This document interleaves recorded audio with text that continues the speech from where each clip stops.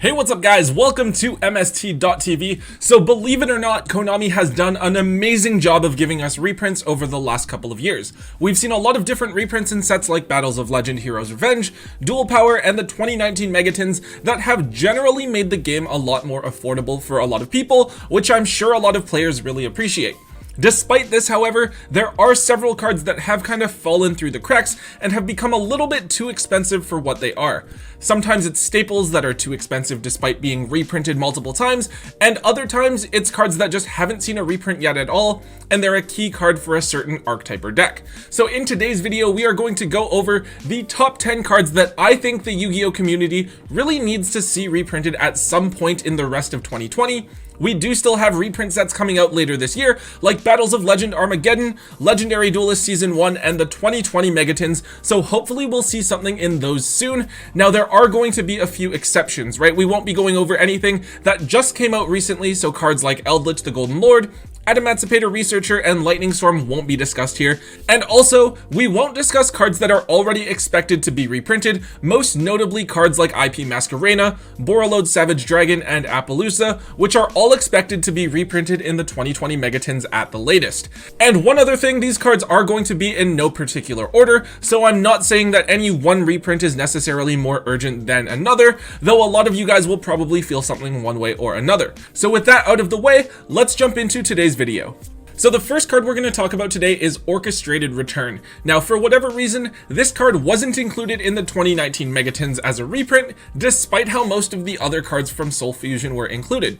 Fortunately, Orcus aren't too big of a meta threat at the moment, especially with Harp Horror banned, so it's definitely possible that Konami didn't see a need for the card to be reprinted. However, with the release of Girsu the Orcus Mech Knight, a lot of players are potentially looking at Orcus to be a meta deck once again. Now, I don't know if this is going to be true or not. Personally, I'm not too fond of the deck because I think it runs too many bricks and is very easily disrupted by hand traps. Despite this, I think that with Girsu being a secret rare, that's already one really expensive card that you need 3 copies of in order to play the deck, and with Orchestrated Return still being a $30 card, that's already over $200 that you have to spend just on 6 main deck cards. So yeah, maybe the card being reprinted isn't a top priority, especially if Orcus aren't going to be a top contending deck, but it's definitely a reprint that the community needs in order to really give the strategy a chance to break into the meta. Next up, we have Invocation. So the Invoked engine has seen a lot of play recently in combination with other strategies like Mech Knights, Shaddolls, and Eldritch. This engine isn't necessarily the most broken one out there, but it definitely does see a ton of play. It's really compact because you just need to hit one card to do what the entire engine intends to do, and putting up Mechaba on the board with minimal effort involved is really strong, right? You really just commit your normal summon for this. Now, I am of the opinion that the Invoked engine should have been hit on the ban list, but apparently there is nothing that needs to be addressed at all this current format, so the Invoked engine can stay intact for a little bit longer. However, I definitely think that Invocation needs to be reprinted soon as a key piece of the engine. If we're going to continue to see the engine splashed into so many different archetypes, so many different decks, so many different strategies, then I think it would be reasonable for the card to be more affordable and accessible to everyone. This is especially difficult if Invocation costs $33 a piece for the lowest rarity version. That's $100 for the set. Now this card actually has 3 different printings, but one was an ultimate rare from OTS Tournament Pack 6, and the others were both short printed in their respective sets, so each of them is actually quite difficult to find. So yeah, I could understand an argument where people say they don't want to see the Invoked engine splashed in absolutely everything, but I think it has already become such an important engine in the metagame in helping so many decks to become viable to supplement their strategies that it would really be better for the player base overall if everyone had easier access to it. So Totally Awesome is a card that you might not expect to see on this list, especially because it was limited just a couple of months ago. However, despite being limited, we are still seeing Totally Awesome up at anywhere from $15 to $20 a piece, which is a fair amount for a card that has only seen one reprint but came out way back in 2017. Toad isn't the most popular card anymore, but with decks like Mermails being a very popular archetype, as well as rogue strategies like Frogs and Paleozoics running around, there certainly always seems to be a demand for this card. We definitely know that this card is on Konami's radar because not only was it limited, but we saw Bahamut Shark reprinted in OTS Tournament Pack 13 because they were definitely concerned about the price of Bahamut Shark and people playing Bahamut Shark and Totally Awesome in different decks, so they definitely know that it's a card people will be looking to play under the new Master Rule. Despite this not being a necessary reprint, because it is just a one-of for now, I think that reprinting it would make it a lot easier to find for people that are maybe newer to the game and have trouble finding a relatively old card, so finally giving this card another reprint would be totally awesome. Okay, so we're on to a really important one here, and this is evenly matched. So we've seen huge swings between people preferring going first versus going second strategies over the last couple of years. On one hand, when you're going first, you hopefully can set up your board and force your opponent to break through it. On the other hand though, hand traps and various other cards are so powerful when you're going second that certain decks will dedicate their entire side decks and oftentimes design their main decks in such a way that capitalizes on these various going second cards. Evenly Matched is one of these, as it's a huge blowout card whenever you're able to resolve its effect, essentially reducing your opponent's board down to a single card. This card is actually reasonably balanced in my opinion, as you can only activate it at the end of your battle phase, which means you can't kill your opponent after you resolve it, and your opponent has the opportunity to make a follow-up play on their next turn. Although it has kind of fallen out of favor recently with the release of Secret Slayers in favor of cards like Dark Ruler No More and Lightning Storm, it's still a very popular side deck option. Despite being reprinted twice in both the 2018 Megatins and Dual Power, we are still looking at $25 a piece for a card that you're probably going to want to play 3 copies of in at least your side deck. This card hasn't been reprinted since early last year, and the combination of demand for this card in competitive play, with the fact that it was already fairly difficult to pull in all of the different products that it was released in, means that the price of the card has stayed relatively high. I think that we are definitely approaching the point where this card is essentially a side deck staple, right? So even if we're not reprinting it something crazy like a starter deck common or anything like that, reprinting it in a set like Battles of Legend Armageddon would be a great way to both push product out and make this card more widely available to the player base. The next card here is one that isn't necessarily something that is going to see play in a lot of top tier strategies. This one is Photon Orbital. So this card isn't meta or anything, right? It's not going to be seeing too much play in like Adamancipators or Eldritch anytime soon, at least I don't think so. However, this is something that helps to push the limit and the ceiling of some lower tier light based decks like ABC, Photon/Galaxies, and Cyber Dragons. This card can be equipped directly out of the deck using Union Carrier and then used to search out Galaxy Soldier, which helps to give these decks easier access to a card like Cyber Dragon Infinity. So as I mentioned, this is a card that can be used to help out some really solid rogue strategies to be a little bit more viable within the meta, potentially making them like a tier 2 deck or something like that. However, a big problem is that Photon Orbital was short printed in a legendary duelist side set, and so it's running a massive $60 price tag at the moment, which is a lot for some people to spend on a single card, especially when they're looking to just play it in more of a rogue strategy.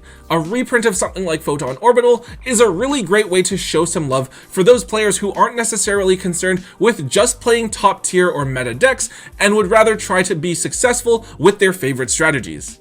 Okay, so we have one more card that's a little bit more niche here, and this is Infinitrack Anchor Drill. So this card was a short printed card from Infinity Chasers, and for quite a while I don't think that anyone really cared about this card. It was really overlooked in Infinitracks, no one really cared about them. However, after the Master Rule changes, it kind of popped up out of nowhere, seeing success in train decks as well as a couple of other weird decks here and there that I can't quite remember. This caused it to spike up in price immediately, hitting a peak of like $50 to $60, something crazy like that, before settling back down to around the $25 to $30 mark that it is currently at.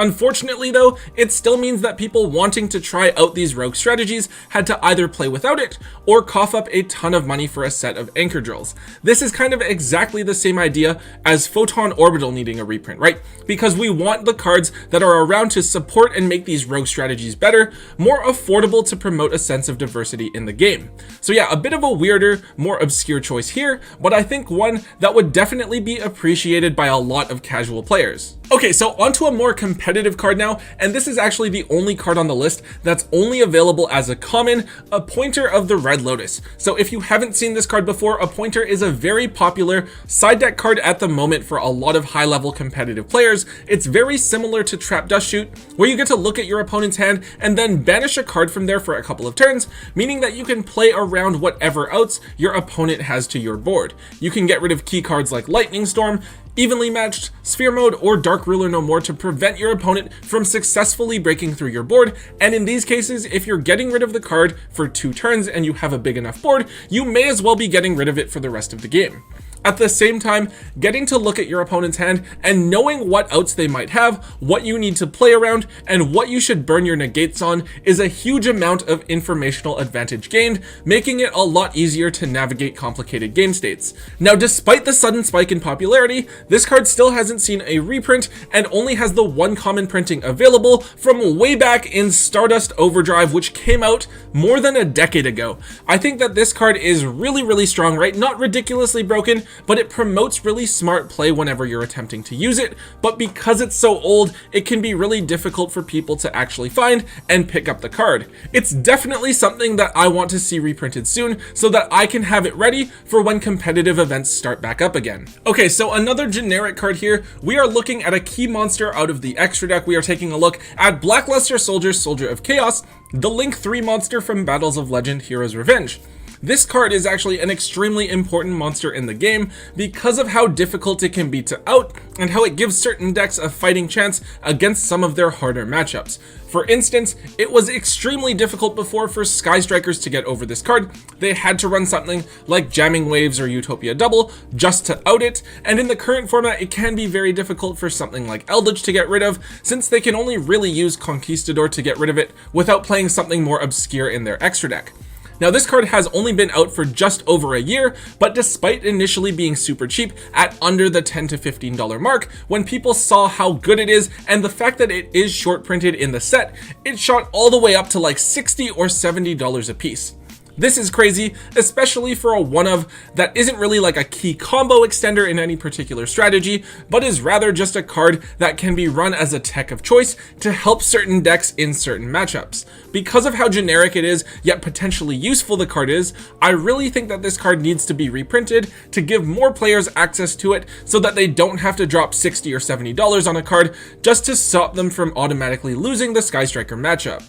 So the second last card here is Elemental Hero Air Neos, and yes, I know that this card feels extremely out of place, but it has literally been 13 years since this card first came out, and it still hasn't had a reprint. It actually feels like just a meme at this point, to be honest.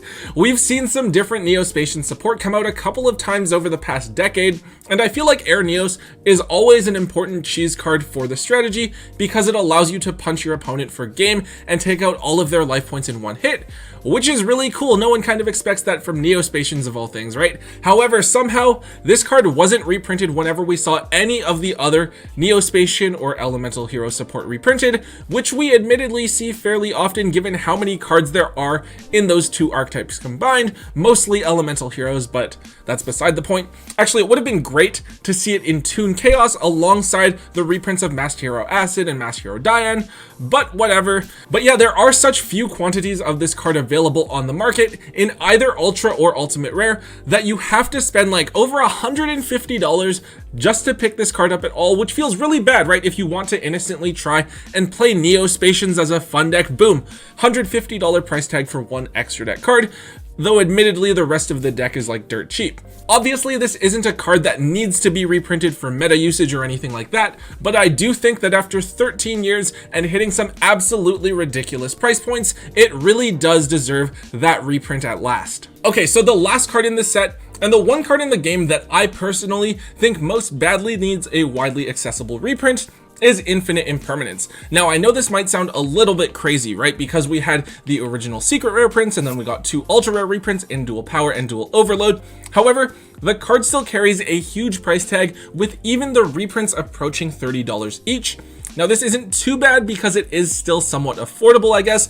However, Infinite Impermanence just feels like such a key staple in the game that every single deck should be playing, that I feel like everyone should have access to it without having to go through this huge paywall. It's such a versatile card, functioning as either a hand trap if you're going second, or a regular back row card if you're going first. You can't hit it by something like Called by the Grave or Ciphering Gear Gamma, and it also turns off cards like Winda or Appaloosa that can be very difficult to play around. And really, from looking at a lot of different top deck lists, it feels like it's being run at 3 in either the main or side deck by every single competitive list that I've seen. I think it's very comparable to something like Ash Blossom, which every deck kinda needs to play. Yes, you can play alternatives like Effect Veiler or Ghost Mortar, but they're really just not the same card, and they don't provide exactly the same utility. You can get away with running a budget version, but there are going to be situations that come up where you're gonna be like, oh, this would have been better if I had Impermanence instead of Effect Veiler. This card has been out for a couple of years now, but despite how much play it has seen and how in demand it is, it's still fairly expensive, and it does act as a huge barrier to entry for people who are trying to pick up the game competitively if they think that they have to spend almost $100 on 3 cards right off the bat. In my opinion, I think that it needs a reprint like when Ash Blossom and Joyous Spring was included in the Salamangreat structure deck. A guaranteed reprint that absolutely everyone will finally have access to so that they can pick them up and try playing Yu-Gi-Oh at a higher level. It would be a great way to push out product, but also reduce barrier to entry for new players. Besides, I feel like Konami has already kind of gotten a lot of value out of Infinite Impermanence, using it to really sell dual power, and it was a pretty big selling point for Dual Overload after the main Link monster imports. We might have to see it short printed one more time as a super rare in a side set like Secret Slayers before we finally get this, but I really hope that we're about to see Impermanence get the reprint that makes it super accessible and easy for everyone to pick up.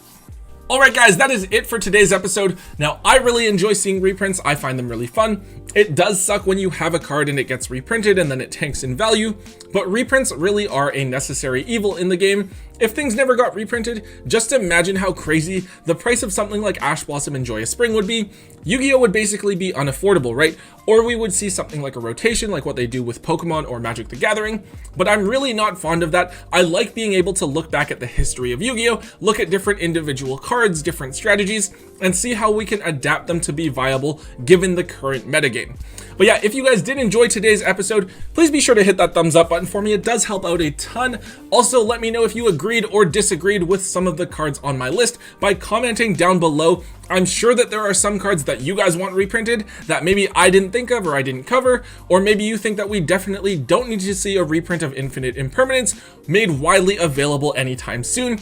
And of course, make sure that you guys hit the subscribe button for all of the latest content from both Tombox and myself. And yeah, so until next time, guys, don't forget to hold on to your MST.TV.